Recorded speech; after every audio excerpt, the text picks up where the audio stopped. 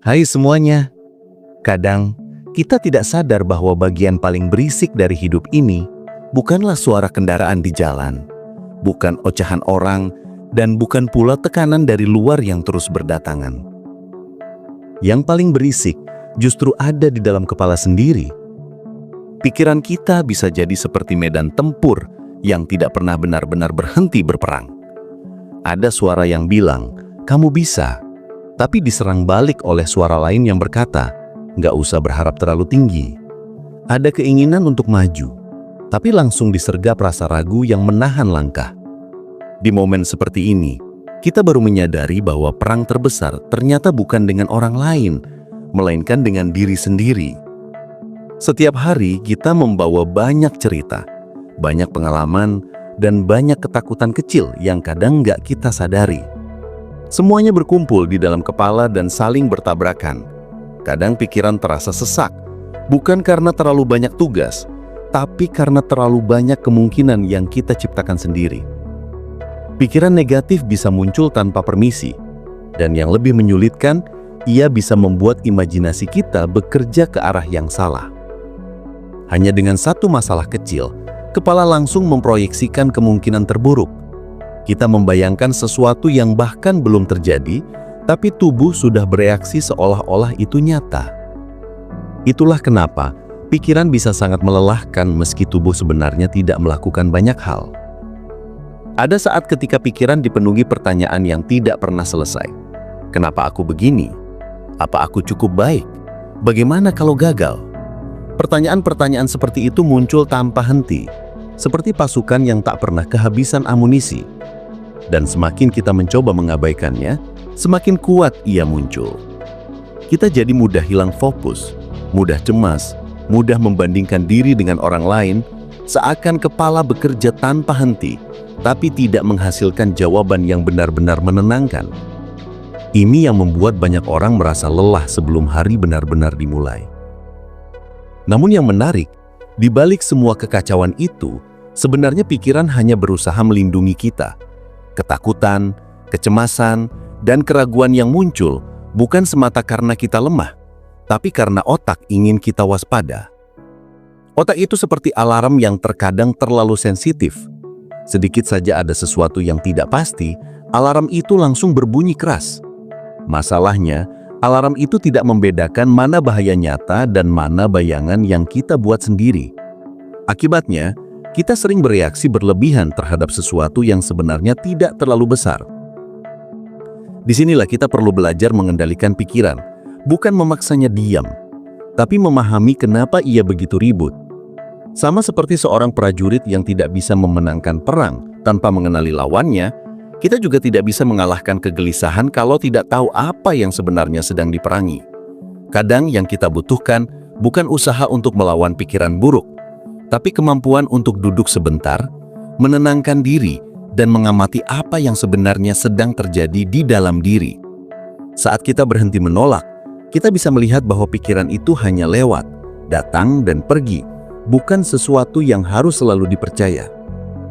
Di momen-momen tertentu, pikiran terasa seperti arena pertarungan antara keinginan yang kuat dan kenyataan yang tidak berjalan sesuai harapan.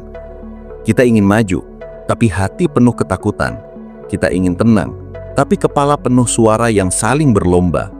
Kadang, dalam satu hari saja kita bisa merasakan berbagai emosi. Semangat di pagi hari, cemas di siang hari, lalu overthinking di malam hari. Semuanya seperti perang kecil yang terjadi tanpa jeda. Kita nggak sadar kalau pikiran yang dibiarkan tanpa batas bisa menjadi musuh yang pelan-pelan melemahkan mental. Ada orang yang terlihat ceria, tapi sebenarnya setiap malam berjuang melawan pikirannya sendiri. Ada yang tampak kuat, tapi dalam diam selalu mempertanyakan diri. Ada pula yang hidupnya terlihat lancar, namun di kepalanya terjadi perang yang tidak pernah terlihat oleh mata orang lain. Inilah yang membuat setiap orang sebenarnya sedang membawa pertempuran masing-masing. Hanya saja tidak semuanya terlihat di permukaan. Dan hebatnya, mereka tetap berjalan, tetap berusaha dan tetap bertahan meskipun badai pikiran di dalam kepala tidak selalu mereda. Pikiran juga bisa membuat kita merasa sendirian meski berada di tengah banyak orang. Ada momen ketika tubuh kita ada di satu tempat, tapi pikiran entah mengembara kemana. Kita bisa tertawa di depan orang lain, tapi setelah itu merasa kosong. Bisa saja berbicara seperti biasa, tapi di dalam kepala banyak suara yang bertanya, apa aku cukup berarti? Atau apa aku sedang melakukan hal yang benar? Semua itu bisa terjadi tanpa orang lain sadar. Kadang, kita sendiri pun bingung kenapa pikiran bisa begitu melelahkan. Yang membuat pertempuran di pikiran semakin sulit adalah ketika kita membiarkan hal-hal kecil yang seharusnya tidak perlu dipikirkan, malah terus dimainkan ulang berkali-kali. Seseorang berkata sesuatu yang sebenarnya biasa saja, tapi kita memikirkannya berlebihan. Kita mengulang percakapan lama dan mencari kesalahan diri sendiri. Kita membayangkan masa depan yang belum tentu terjadi dan merasa takut sebelum berbuat apa-apa. Pikiran seperti itu berubah menjadi musuh dalam selimut, membuat kita ragu untuk melangkah karena merasa semuanya terlalu berat. Padahal, kalau dipikirkan ulang, banyak hal yang muncul di pikiran sebenarnya hanya asumsi. Pikiran itu kreatif, bahkan terlalu kreatif. Ia bisa menciptakan cerita lengkap dari satu kejadian kecil. Ia bisa membuat kita takut pada sesuatu yang sebenarnya tidak berbahaya. Dan semakin kita percaya pada cerita di kepala sendiri, semakin kuat cerita itu berubah menjadi kenyataan yang padahal hanya hidup di dalam pikiran kita. Inilah alasan mengapa pikiran dapat menjadi medan pertempuran yang begitu melelahkan. Karena seringkali kita bertarung melawan sesuatu yang tidak nyata. Namun ada satu hal positif yang sering terlupakan. Kalau pikiran bisa menjadi medan perang, maka ia juga bisa menjadi tempat kita menemukan ketenangan. Yang menentukan arah perangnya bukan orang lain, tapi diri kita sendiri. Saat kita mulai belajar memahami pola pikir kita, belajar mengenali kapan pikiran mulai berlebihan, dan belajar membedakan mana yang perlu dipikirkan dan mana yang hanya lewat, kita perlahan mulai menemukan kekuatan baru. Kekuatan untuk memilih, kekuatan untuk berhenti sejenak, kekuatan untuk tidak percaya begitu saja pada setiap ketakutan yang muncul. Ketenangan bukan berarti pikiran tidak pernah ribut lagi. Ketenangan muncul ketika kita bisa berdiri di tengah keributan tanpa terhanyut oleh suara-suara di kepala. Seperti berdiri di tengah hujan, tapi tidak basah karena ada payung yang melindungi. Payung itu adalah kesadaran bahwa tidak semua pikiran harus dipercaya. Tidak semua kekhawatiran perlu diikuti. Tidak semua komentar negatif dari dalam diri harus diterima. Ketika kita memegang kendali, pikiran yang sebelumnya seperti medan perang, perlahan berubah menjadi tempat yang lebih tenang, meski tidak pernah benar-benar sunyi. Pikiran yang terus bekerja tanpa henti sering membuat kita bingung membedakan mana suara yang berasal dari diri sendiri dan mana yang lahir dari rasa takut. Kadang kita merasa seperti sedang berjalan dalam kabut. Kita ingin maju tapi tidak benar-benar yakin ke arah mana harus melangkah. Dalam kondisi ini, pikiran bisa mempermainkan kita, membuat langkah yang sebenarnya mudah terasa jauh lebih berat. Kita takut melakukan kesalahan, padahal tidak mencoba pun sebenarnya juga bentuk kesalahan lain. Pikiran seperti ini sering menahan kita lebih kuat daripada hambatan dari luar. Ada momen ketika kita melihat orang lain bergerak dengan percaya diri, sedangkan diri sendiri merasa seperti terjebak di tempat yang sama. Tanpa sadar, kita mulai membandingkan diri, seakan-akan hidup adalah perlombaan yang harus dimenangkan. Padahal setiap orang sedang bertarung di medan tempurnya sendiri, dan apa yang kita lihat dari luar belum tentu mencerminkan apa yang terjadi di dalam pikiran mereka. Membandingkan diri dengan orang lain hanya menambah tekanan dalam kepala, membuat medan perang semakin kacau dan sulit dikendalikan. Kita kehilangan fokus pada apa yang sebenarnya ada di depan mata. Dalam keheningan malam, suara-suara di kepala biasanya semakin keras. Ketika tubuh sudah berhenti bergerak dan suasana sekitar menjadi lebih sunyi, pikiran justru semakin aktif. Segala hal yang tidak sempat kita pikirkan di siang hari mulai bermunculan. Keraguan yang disimpan sejak lama muncul ke permukaan. Kesalahan kecil yang sudah lama berlalu seakan hidup kembali. Pikiran terasa seperti memutar ulang kejadian-kejadian yang ingin kita lupakan, membuat kita sulit tidur dan merasa tidak tenang. Inilah saat ketika kepala seperti medan tempur yang tidak pernah istirahat. Tapi sebenarnya, di balik semua keributan itu, ada peluang untuk memahami diri lebih dalam. Pikiran yang ribut tidak selalu berarti kita lemah. Justru itu tanda bahwa kita manusia yang punya rasa, punya keinginan, dan punya harapan. Saat pikiran menjadi ribut, seringkali itu muncul karena kita ingin melakukan sesuatu dengan baik, ingin hidup lebih baik, atau takut mengecewakan diri sendiri dan orang lain. Artinya ada sesuatu yang kita pedulikan, dan rasa peduli itu yang membuat pikiran tidak bisa diam begitu saja. Perlahan kita mulai belajar bahwa mengendalikan pikiran bukan berarti harus membungkam semua keraguan. Mengendalikan pikiran berarti bisa melihat keraguan itu, lalu berkata pada diri sendiri, "Aku tahu kamu ada di sana, tapi aku memilih jalan lain." Sama seperti menghadapi seseorang yang sedang marah. Kalau kita marah balik, situasi semakin kacau.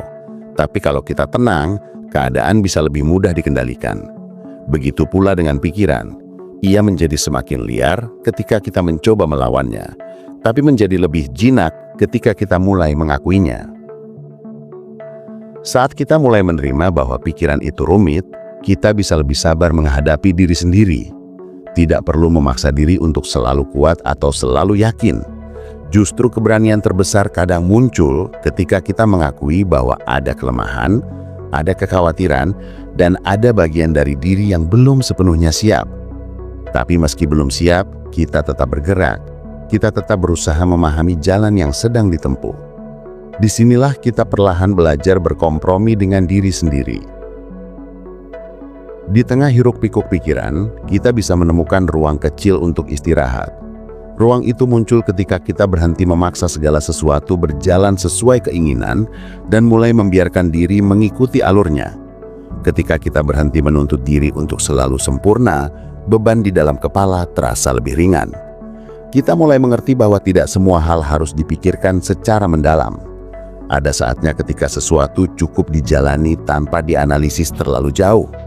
Ada hal-hal yang memang pantas direnungkan, tapi ada pula hal-hal yang lebih baik dilepaskan. Namun melepaskan bukan berarti menyerah. Melepaskan justru kadang jadi langkah paling dewasa yang bisa kita ambil. Melepaskan artinya memberi ruang bagi pikiran untuk bernapas.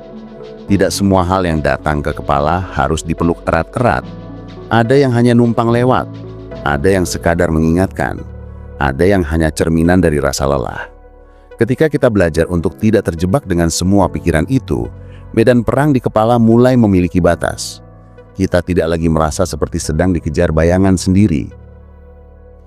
Dalam prosesnya, kita mulai menemukan pola yang mungkin selama ini tidak disadari. Ternyata banyak kekhawatiran yang selama ini kita pikirkan berasal dari pengalaman masa lalu yang belum benar-benar kita selesaikan, atau dari ketakutan akan masa depan yang kita bayangkan sendiri, atau dari ekspektasi orang lain yang tanpa sadar kita jadikan beban. Pikiran bekerja seperti mesin waktu, mengambil masa lalu, mencampurkannya dengan kemungkinan masa depan, lalu menaruhnya di hari ini. Tidak heran kalau pikiran terasa berat karena ia membawa banyak hal yang sebenarnya bukan tugas hari ini. Tapi kita juga mulai menyadari bahwa pikiran bisa diarahkan. Sama seperti air yang mengalir, ia akan mengikuti jalur yang diberikan. Kalau kita memberi jalur yang penuh keraguan, pikiran akan mengalir ke sana. Kalau kita memberi jalur yang lebih tenang, pikiran pun ikut mereda. Mengarahkan pikiran bukan soal memaksanya, tetapi memberi ruang yang lebih lembut dan lebih masuk akal.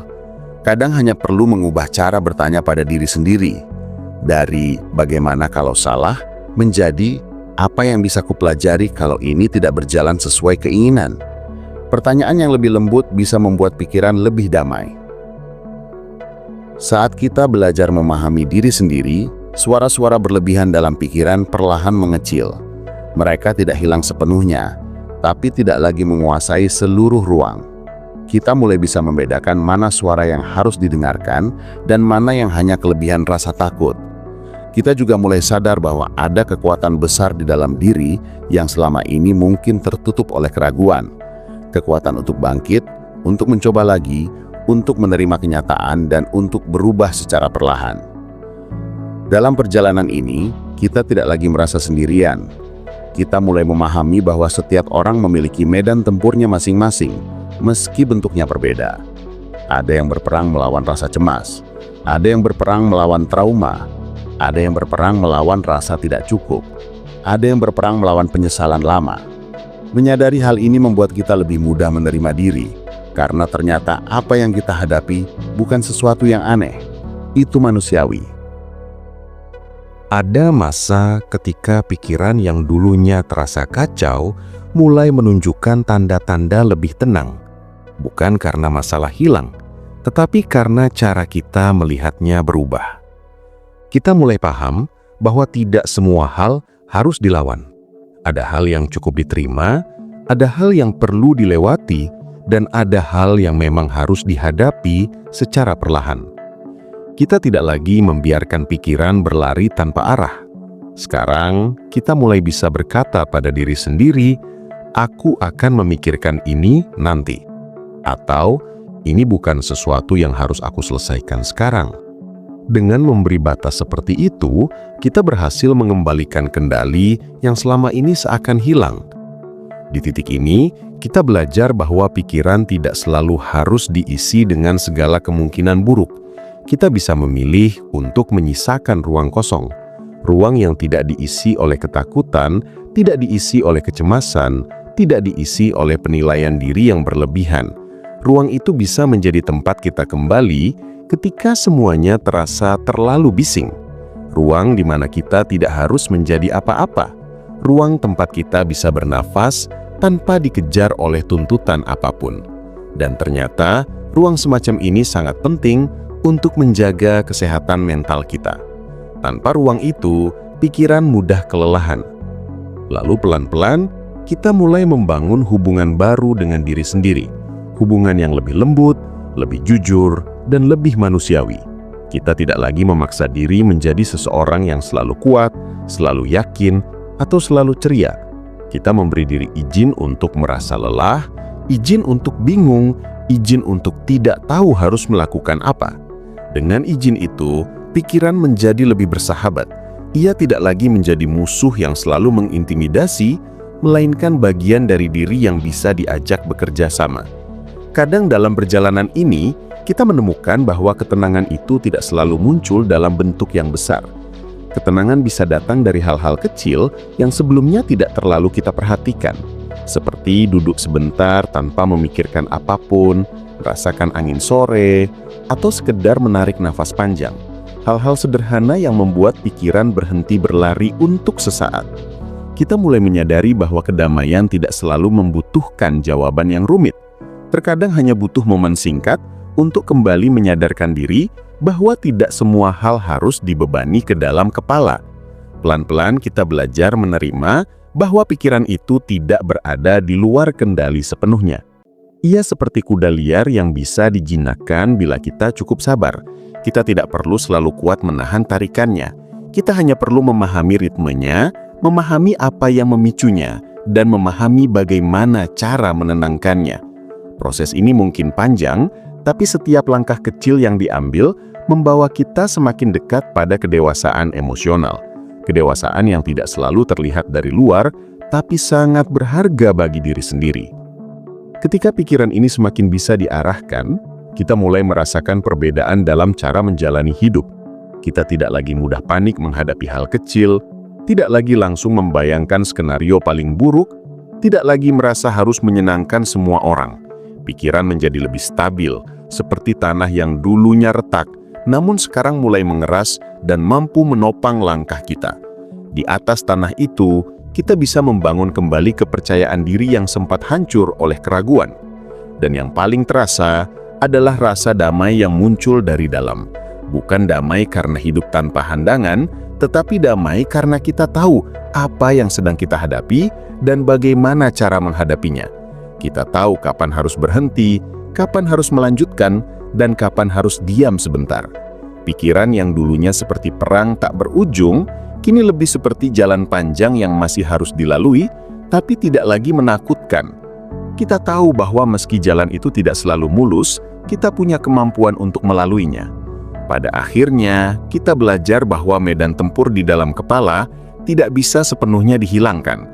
Selalu akan ada hari ketika pikiran kembali liar, ketika keraguan muncul lagi, ketika ketakutan mengambil alih. Itu bagian dari hidup. Namun yang berubah adalah kemampuan kita menghadapi semua itu. Kita tidak lagi bertarung dengan panik, tetapi dengan pemahaman. Tidak lagi merasa sendirian, tetapi tahu bahwa setiap manusia pernah berada di titik yang sama. Tidak lagi takut pada pikiran sendiri, karena kita sudah cukup mengenal diri untuk tahu bahwa badai itu akan berlalu. Kita menyadari bahwa pikiran tidak harus menjadi musuh. Ia bisa menjadi teman yang membantu kita bertumbuh selama kita mampu menuntunnya ke arah yang tepat. Kita tidak bisa menghilangkan suara di dalam kepala, tetapi kita bisa mengatur volumenya. Kita tidak bisa menghapus bayangan ketakutan, tetapi kita bisa mengubah cara melihatnya. Dan pelan-pelan, kita menjadi lebih kuat dari sebelumnya. Bukan kuat karena tidak punya masalah, tetapi kuat karena tahu bagaimana bertahan meski pikiran sedang kacau. Pada akhir perjalanan ini, kita mengerti bahwa medan tempur sebesarnya memang ada di kepala. Tapi kemenangan terbesar juga berasal dari sana. Kemenangan ketika kita berhasil memahami diri sendiri, kemenangan ketika kita bisa berdamai dengan masa lalu, kemenangan ketika kita tetap melangkah meski takut, kemenangan ketika kita tidak lagi terjebak oleh pikiran yang membatasi. Dari situlah hidup terasa lebih ringan, bukan karena semuanya sudah beres, tapi karena kita sudah lebih siap menghadapinya. Dan saat kita menutup hari dengan kepala yang lebih tenang, kita sadar sesuatu yang sederhana namun penting. Ternyata kita mampu melewati hari-hari yang berat. Kita mampu mengendalikan pikiran yang dulu membuat kita takut. Kita mampu bangkit dari kebingungan. Kita mampu menemukan harapan, bahkan ketika semuanya terasa gelap. Itulah bukti bahwa medan tempur di dalam pikiran bukan tempat untuk jatuh, tetapi tempat untuk tumbuh. Tempat di mana kita belajar melihat diri sendiri apa adanya, tempat di mana kita menemukan keberanian yang selama ini tidak kita sadari. Pada akhirnya, medan tempur itu berubah menjadi ruang pelajaran, dan kita, tanpa disadari, telah menjadi prajurit yang lebih kuat, lebih bijak, dan lebih siap menghadapi apapun yang datang setelah ini.